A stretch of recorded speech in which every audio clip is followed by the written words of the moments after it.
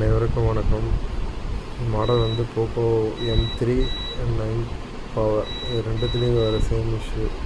இதில் பார்த்தீங்கன்னா ரீஸ்டார்ட் ஆகும், அப்புறம் பார்த்தீங்கன்னா இந்த மாதிரி ரெக்கவரி மோடில் போய் நின்றோம். ஓகேங்களா, பவர் பட்டன் செக் பண்ணிடுச்சு, பேட்டரி செக் பண்ணிடுச்சு, சேம் இஷ்யூ. ஓகேங்களா, இதை என்ன பண்ண போகிறோம் அப்படின்னா, மேக்ஸிமம் இஎம்எம்சியில் இந்த கம்ப்ளைண்ட் வர்றது பாசிபிலிட்டி இருக்குது. இதில் எம்டிக்கே வருதுன்னா செக் பண்ணி கால்காம்னால் இஎம்எம்சி கைடி தான் செக் பண்ணுற மாதிரி இருக்குது. நம்ம அதுக்கு முன்னாடி அந்த ஏபிடி ஐசியை மட்டும் இப்போது இதில் வந்து அந்த ஏபிடி ஐசி மட்டும் நம்ம ட்ரை பண்ணுறாங்க. அந்த ஆட்டோ போட்டு எடுக்கும் பார்த்தீங்களா, அந்த ஐசி ஹீட் பண்ணி இல்லை அதுக்கு என்ன ட்ரை பண்ணணுமோ அதை ட்ரை பண்ணி பார்க்கலாம். சம்டைம்ஸ் எடுத்துக்கும். கஸ்டமர் வந்து ஆல்ரெடி ரெக்கவர் மூடில் இருக்கும்போது பார்த்திங்கன்னா அந்த ரீசெட் பண்ணிகிட்டு இருக்கார் போல், அதை ட்ரை பண்ணியிருக்காரு, மறுபடியும் சேம் அதேமாரி வந்துருக்கு. முக்கியமாக வந்து கஸ்டமர் என்ன சொன்னார் அப்படின்னா, அது ரீஸ்டார்ட் அந்த ரெக்கவரி மோடில் போய் நின்று இருக்குது. நிற்கும்போது பார்த்திங்கன்னா அதை என்ன பண்ணியிருக்காருன்னா ரீபூட் கொடுக்கும்போது பார்த்தீங்கன்னா சார்ஜிங் பர்சன்டேஜ் கம்மியாக இருந்திருக்கு போல், அதனால் ரீஸ்டார்ட் ஆகிட்டே இருந்திருக்கு, அதில் க்ராஷ் ஆகிட்டுருக்கு.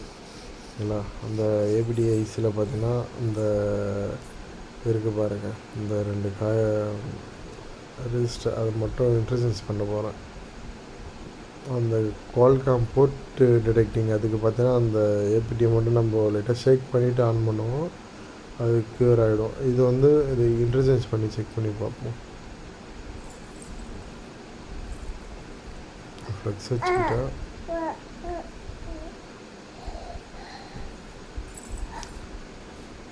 ஒரு 350 டிகிரியில் ஹீட் பண்ணுறேன். அது ஷீல்டில் லைட்டு ரிஃப்ளெக்ட் ஆகி கேமராவில் தெரியல, அதனால் அந்த ஹீட்டிங் டேப் ஓட்டிக்கிட்டேன். இல்லை ஃப்ளக்ஸ் வச்சுட்டு அது மட்டும் நான் இன்ட்ரடியூஸ் பண்ணுறேன். ஹீட் பண்ணி ஷேக் போட்டாலே போயிடும். இருந்தால் இன்ட்ரடியூஸ் பண்ணும்போது இதை எடுத்து மேலே வச்சுட்டு மேலே கீழே வைக்கும்போது பார்த்தோன்னா கொஞ்சம் மாற்றிட்டோன்றது கொஞ்சம் ஃபிக்ஸடாக இருக்கும், அதுக்காக அதை ட்ரை பண்ணுறேன்.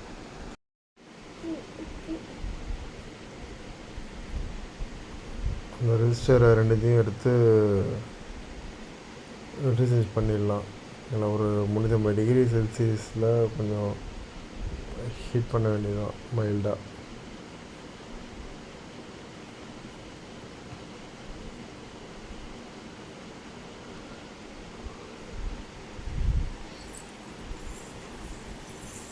ஃப்ளாஷ் பண்ணலான்னு பார்த்தேன். ஃப்ளாஷ் பண்ணும்போது பார்த்திங்கன்னா அது ஸ்டாண்டர்டாக நிற்கலை.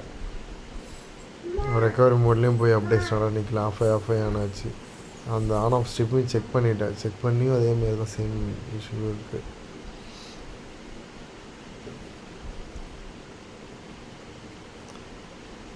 கஸ்டமர் பேட்டரி கொஞ்சம் வீக்கு தான், இருந்தாலும் பேலன்ஸ் சரிதான் செக் பண்ணி பார்க்கலாம்.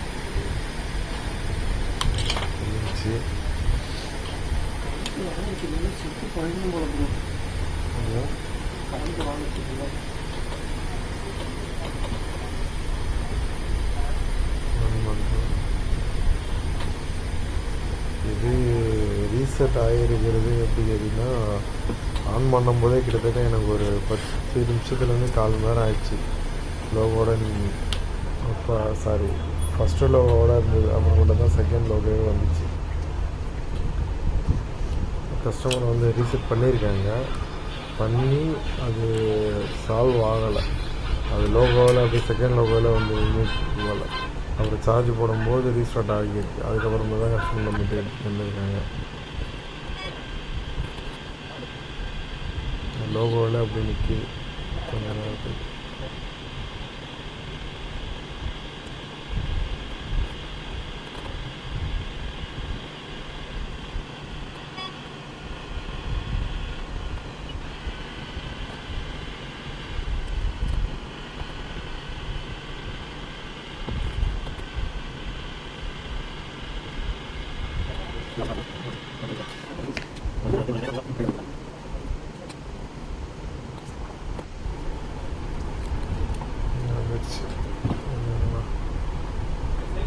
ஓகே மொபைல் ஆன் ஆகிடுச்சு.